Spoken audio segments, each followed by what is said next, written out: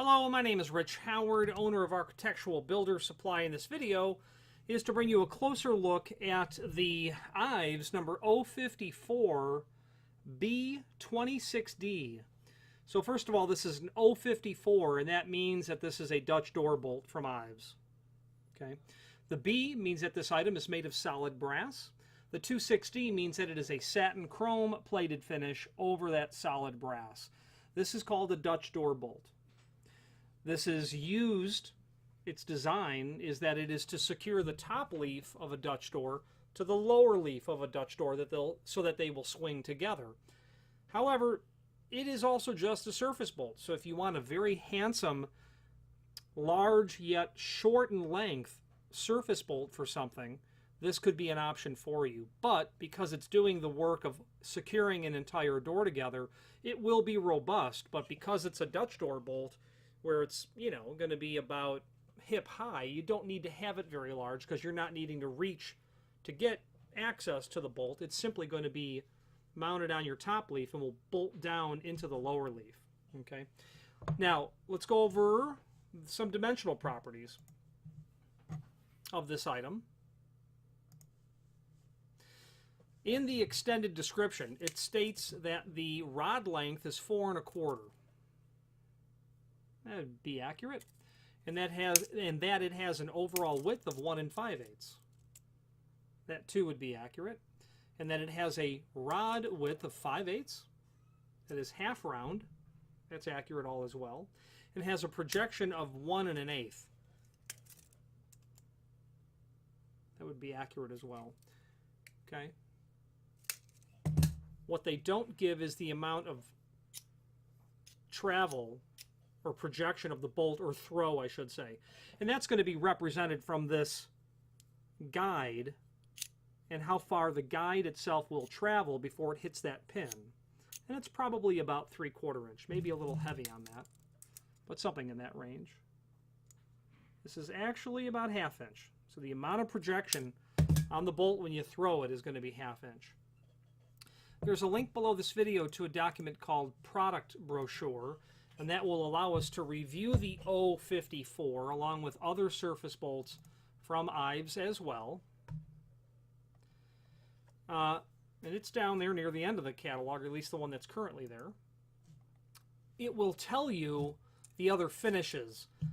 B3 for polished brass, B4 for satin brass, B10 for satin bronze, B10B for oil rub bronze, B15 for satin nickel, B26 for polished chrome, B26D for satin chrome, and that is indeed the one that we're seeing here.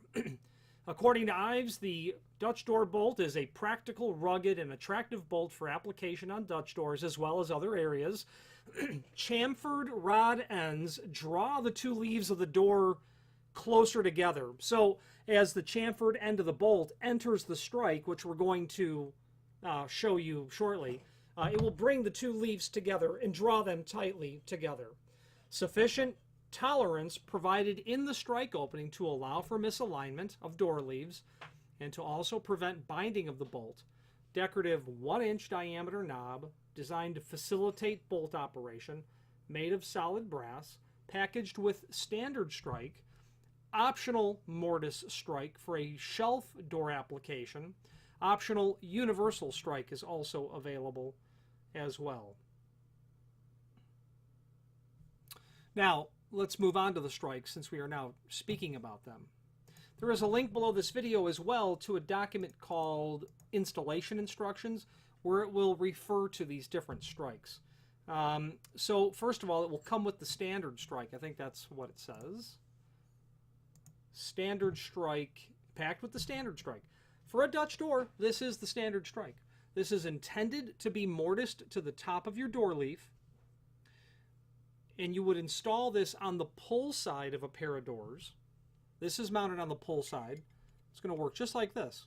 So literally this is the edge of the door leaf right here, the bottom door leaf. That's the face of it.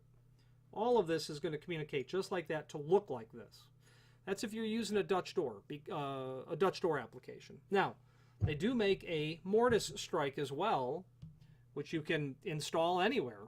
You know, if you're mounting it on the push side of a standard door or maybe a window, you can easily install that mortise strike anywhere that you like.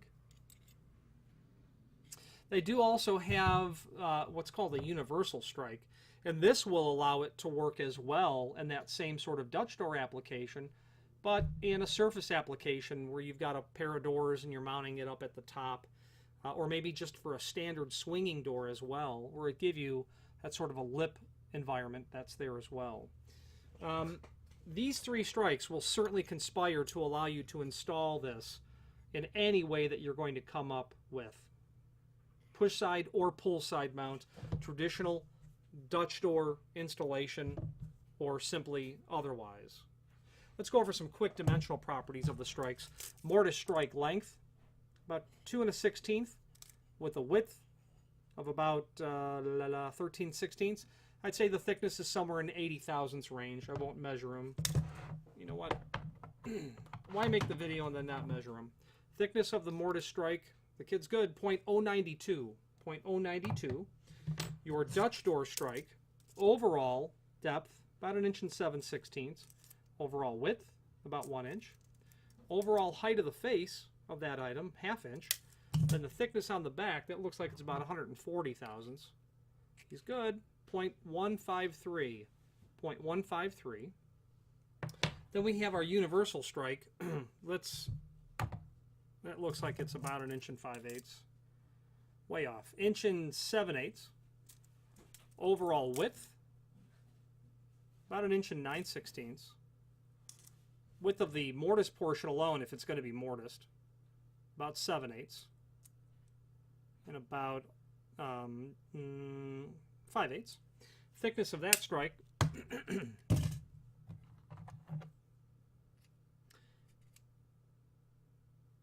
0.095. 0.095 thick. Okay. So now we've covered all of the dimensional properties of everything here.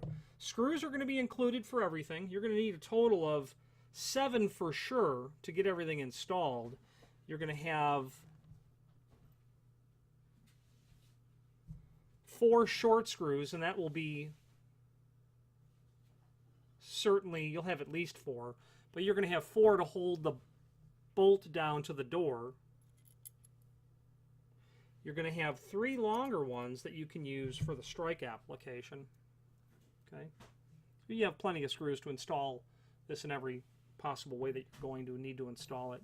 Now, the installation instructions basically show you or tell you where to install the item in relationship to the bottom of the top leaf, and that looks like it's 2 5/8 is where that looks like it's going to work. And let's do a reality check on that.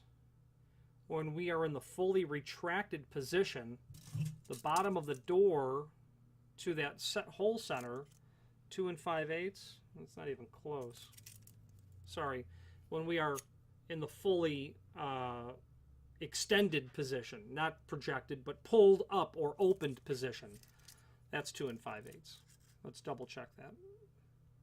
Yeah, indeed. I'd say that about 2 3/4 is going to be pretty close. You know, if you're installing it on the pull side for this to hang a little bit long or below the door leaf, probably not such an issue because you'll have 1/8 of an inch margin between the bottom of the top leaf and the top of the bottom leaf. And then your standard strike. Where you position this off the lock side of the door, completely your call, but I would put it somewhere in the range of, well, certainly what's conducive with the construction of the door. If you've got a 4 1/4 inch, let's say, style, you might want to center it between there and make it look nice.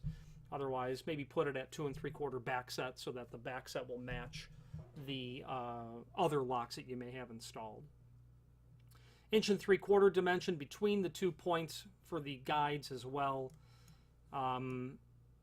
Tools required: 7/64 drill bit for pilot holes, a small chisel, Phillips screwdriver, and a pencil. You're certainly going to need to pre-drill all these holes for the screws, because these screws, I don't know that they're brass, but I can tell you they're not steel. Okay, which means they're probably going to be a softer material potentially, and they're made of brass, and therefore something that is prone to stripping if you try to force it or use the wrong fitting screwdriver. Position bolt approximately 2 to 3 inches from the edge using the dimensions in figure A. Mark, drill, and secure. Pre-drill those holes.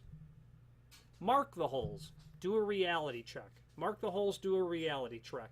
Pre-drill, secure it by hand. Don't use a power drill. Position the standard strike on top of the bottom door aligned with the bolt. You're kind of going to just visualize that and visually mark that off. And you're going to chisel that. Ideally, this would be chiseled so that it's flush to the bottom leaf. Otherwise, for a standard door application, you'll mimic step 1, but then you'll use a different strike, whatever you're going to end up needing for that. Something that does complement a Dutch door bolt might be the option to have a Dutch door quadrant, which is basically just a triangle-shaped device that will allow you to rotate and keep the door in either the unlocked position or throw the quadrant to not only secure the two leaves together, but also draw them nice and tight together. The quadrant has a raised sort of surface that mimics the effect of having a chamfered bolt end.